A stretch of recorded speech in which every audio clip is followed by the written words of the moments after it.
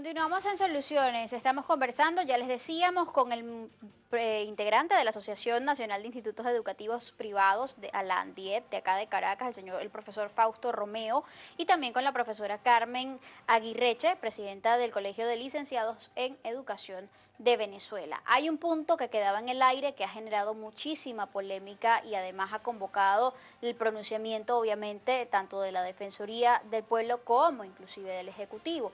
Tiene que ver con este aumento importante en las matrículas de las instituciones de educación privada a nivel inicial, básico, medio, diversificado. Sí. ¿Por qué? Bueno, ¿De cuánto estamos hablando realmente en cuanto a ese incremento en promedio? es que el promedio, yo siempre he sido partidario de no hablar una cifra, porque no se puede caracterizar la educación. Eso es algo que se tiene que entender. Depende mucho del proyecto educativo. Fundamentalmente los padres deben conocer el proyecto educativo donde tienen a sus hijos. Decidieron ponerlo allí por alguna razón muy específica, bien porque es un colegio católico, o sea, por un idioma en específico, o el proyecto que tenga allí y yo decidí colocarlo. Anteriormente, hasta el año 2014, nosotros lo que hacíamos era indexar a nuestros docentes, llevarlos a unos sueldos que se acoplaran a las realidades, tratábamos de llegar a lo más cercano posible a un tabulador que establecía el Ministerio de Educación.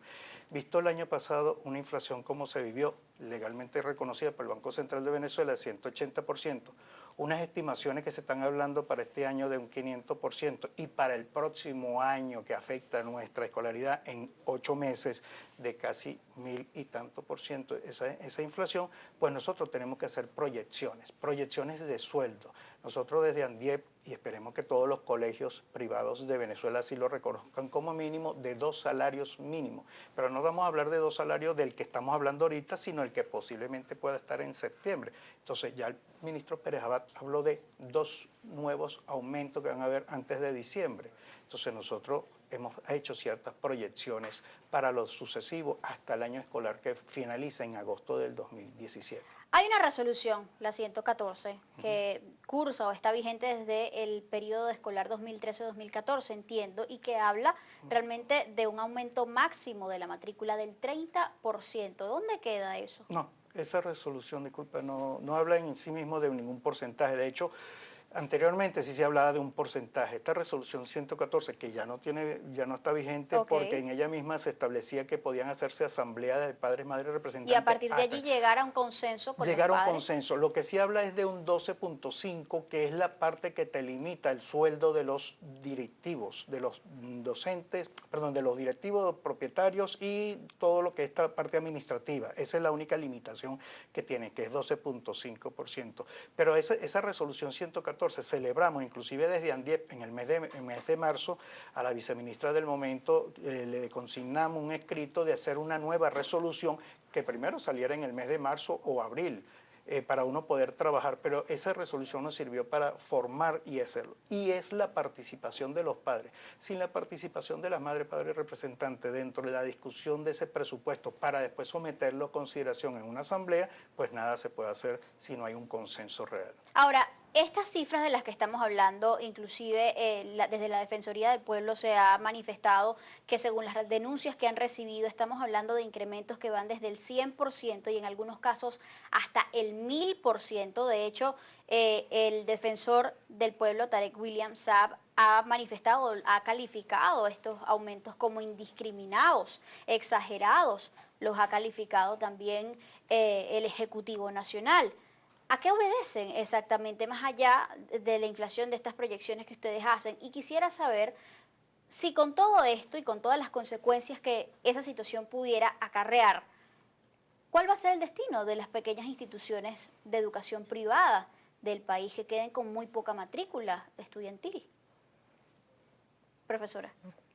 O bueno, el profesor que tiene... Sí, bueno, nosotros de esta manera sí sabemos que va a surtir. Nosotros queremos mantener nuestros estudiantes. Queremos que se mantengan en nuestras escuelas, pero indudablemente muchos padres comienzan a hacer recorridos, primero en las escuelas que son subvencionadas, subsidiadas.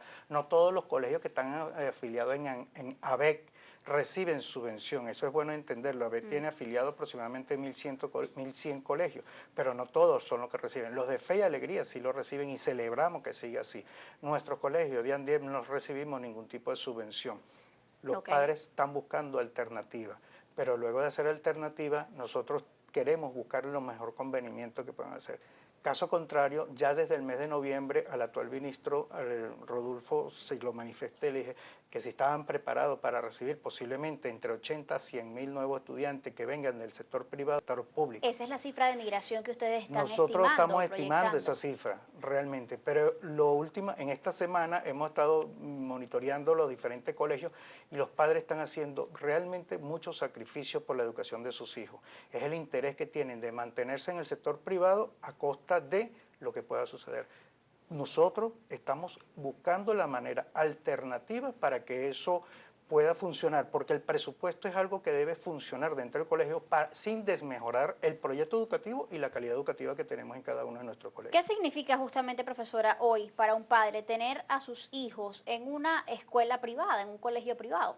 Sí, realmente siempre la tendencia de buscar incorporar a sus niños y a sus niñas y a sus adolescentes en escuelas privadas es porque se interpreta que hay calidad educativa y calidad del servicio en sí. Sin embargo, la situación que se está prestando ahorita es que las personas no pueden, por la misma situación inflacionaria que hay, mantener a sus niños y están buscando otras alternativas, pero ya lo decía en relación a los planteles de las escuelas integrales bolivarianas, que son 86.000 nada más, comparadas con las 22.000 que están dentro de esas 86.000, que no van a poder ingresar porque por el cupo, o sea, es difícil porque lo vivimos cada día que va a ser cuesta arriba. Y en relación al resto de las escuelas, pues habría que ver de qué manera se pudiese orientar una política de Estado, pudiese ser de subsidio hacia los planteles privados, para que los alumnos y las alumnas se puedan seguir manteniendo allí. Porque realmente no va a haber capacidad, porque si tenemos en el sistema público sí, para atender toda esta migración porque si tenemos de un déficit 80.000, 100.000 alumnos. de casi 3.050.000 planteles que faltan por hacer, pues realmente no va a haber capacidad. Y lo otro sería una política también de becas para esos estudiantes, porque no todo el que tiene su niño en un plantel privado tiene dinero. Simplemente se hace el sacrificio de los padres y de las madres para mantener a estos niños en esta educación llamada privada. Eso es. ¿Esas propuestas ya se han hecho? Nosotros ¿Se lo hemos han elevado en reuniones con los Sí. representantes? Sí, nosotros ante el Ministerio de Educación hemos hecho propuestas inclusive de hacer aportes directos hacia los padres. O sea, en ANDIEP no es lo mismo como lo trabaja en ABEP porque tiene una infraestructura, tiene un equipo administrativo bastante fuerte y entendemos que para nosotros llegar a eso va a ser muy difícil hacerlo en corto plazo. ¿Qué es lo que proponemos nosotros? Pues darle un aporte a aquellos padres que hagan una solicitud ante el organismo que es el Ministerio de Educación y que se le dé una diferencia para poder pagar estas escuelas. Como unas becas. Como una especie de beca que pueden, exactamente, unas becas. Ya el mecanismo lo implementará el Ministerio de Educación, pero sí estamos dispuestos en hacerlo. Actualmente existe, por la ley del trabajo, existe el cheque guardería, que son el 40% del salario mínimo hasta que cumplan 6 años. También hemos hecho propuestas que en vez de limitarlo hasta los 6 años, que lo puedan llevar hasta los 12 años, que a lo mejor no será el 40%, que sea el 30%, pero sí hay el implemento, el mecanismo existe y lo puede dar directamente el Estado para que todos puedan ser de ese beneficio y continuar.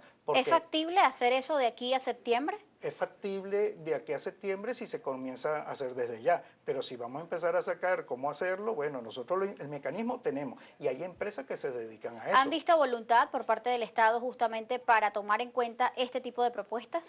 La propuesta en sí mismo no, pero sí lo que podemos decir de que el anterior ministro y el actual ministro al menos nos han escuchado, hemos participado, hemos conversado, cosa así que no sucedía desde hace muchos años con anteriores ministros de esta misma gestión. Entonces, lo que sí es cierto que hemos implementado, hemos hecho propuestas, No se han puesto en práctica, pero al menos sí recogen nuestros documentos Claro. para que al menos en algún momento puedan decir, oye, vamos a escuchar a la gente de los colegios privados, vamos a escuchar a la gente de ANDIEP, porque de alguna forma también tienen propuestas para que esto siga avanzando. O sea, 1.800.000 estudiantes, o sea, el 24% de la educación, de los estudiantes de la educación que son en el sector privado, tampoco podemos dejarlos de brazos cruzados. ¿Qué han hecho frente a las denuncias de que aparentemente en algunas instituciones educativas privadas se está exigiendo inclusive ya la compra de la lista de útiles, según denuncias que ha recibido también la Defensoría del Pueblo, antes de formalizar la inscripción o como requisito para formalizar la inscripción? Sí, bueno, realmente a nosotros no nos llegan ese tipo de denuncias porque eso va dirigido más Al bien gremio. Pero en al el caso gremio, en el caso de la, del ANDIEP, de ¿qué la han hecho en ANDIEP. ese sentido? ¿Han recibido denuncias relacionadas con esto? Nosotros denuncias como en sí mismo no han sido recibidas, pero sí hay muchos padres que han dicho, oye, pónmelo más fácil, vamos a fraccionarlo, vamos a encontrar de alguna manera que, inclusive los uniformes, ¿sabes que hemos visto con bastante agrado en este año? Que las tal famosas franelas rayadas de fin de curso no se han dado en ámbito general. Muchos espontáneamente de los estudiantes lo han hecho. No vamos a rayarlo porque vamos a dejar en donación nuestra franela. Y eso es algo que realmente estamos viviendo una realidad muy consona para el país que estamos viviendo.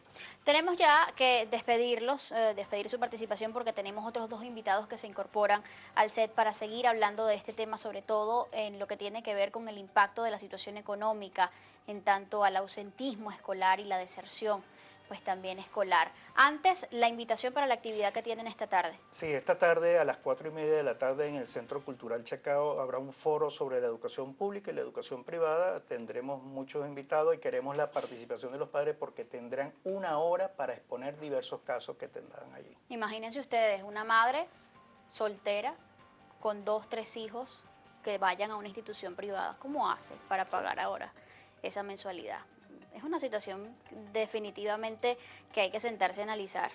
Muchísimas gracias a ambos por habernos acompañado durante la mañana de hoy. Quédense con nosotros porque al regreso está la coordinadora del Observatorio Educativo de Venezuela y también el presidente de la Federación Venezolana de Maestros. Vamos a hablar justamente sobre cómo impacta la realidad económica en la asistencia a clases de niños, niñas y adolescentes en Venezuela y también sobre la situación de los maestros. De todo eso hablamos cuando volvamos.